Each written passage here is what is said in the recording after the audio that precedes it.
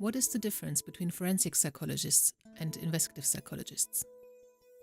The forensic psychologists are perhaps better known, as these professionals are firmly established within the criminal justice system.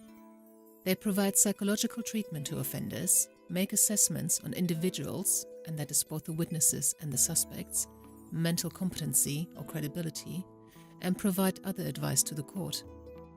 The salient difference is that forensic psychologists are more concerned with working with offenders after the investigative process and during their incarceration in terms of their treatment and risk assessment.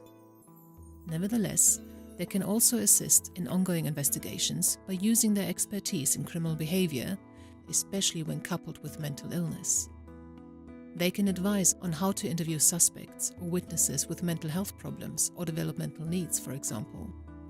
On the other hand, the investigative psychologist's input is more useful before conviction, as they can focus their efforts on helping the police identify the most promising suspects, as well as getting the best evidence from victims and witnesses, in order to convict the right person. A forensic psychologist might then provide an expert opinion at court on the mental health of the perpetrator, as well as assess the level of risk they pose to the public when it is considered whether they can be released from prison or not, after they have served some time behind bars.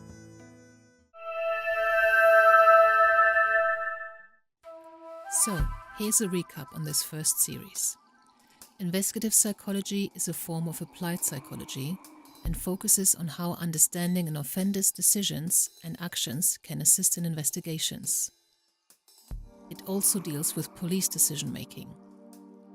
It is based on scientific principles of identifying patterns across large numbers of cases. It can be used to identify unknown perpetrators and to prioritize suspects. It is more and more reliable than offender profiling.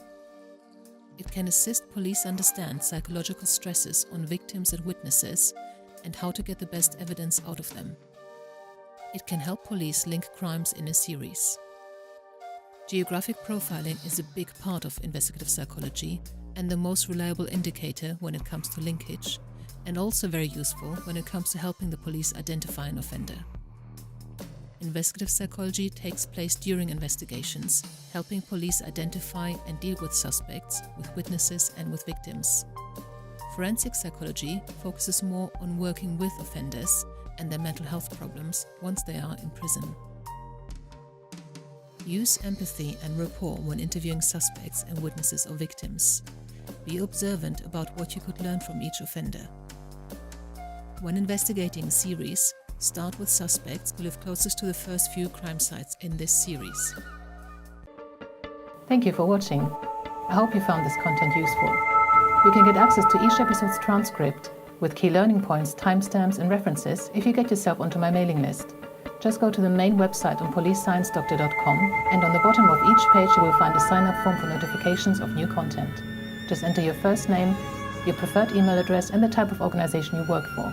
You will not get any spam. This is just for me to let you know about new content and for you to get access to all the transcripts.